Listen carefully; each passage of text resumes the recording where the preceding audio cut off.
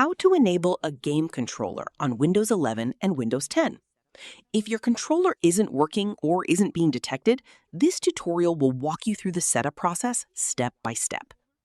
First, connect your controller to your computer. If you're using a wired controller, simply plug it into an available USB port. If you're using a wireless controller, open Settings, then go to Bluetooth and Devices. Click Add Device. If you're connecting a standard Bluetooth controller, choose Bluetooth. If you're using an Xbox wireless adapter or another supported device, choose Everything Else. Now, put your controller into pairing mode. For example, on an Xbox or PlayStation controller, press and hold the pairing button until the indicator light starts flashing. When your controller appears in the list, select it to pair with your computer.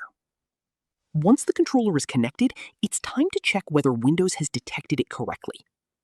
Click the Start menu and search for Set up USB Game Controllers. Then open it. In the Game Controllers window, you should see your controller listed. Select your controller and click Properties. Next, open the Test tab. Press the buttons, move the analog sticks, and pull the triggers on your controller. If the buttons and movements respond correctly on the screen, your controller has been successfully detected and is ready to use. If your controller doesn't appear in the list, try reconnecting it, using a different USB port, or updating your controller and Bluetooth drivers through Windows Update or Device Manager. That's it! You've successfully enabled and tested your game controller on Windows 11 or Windows 10.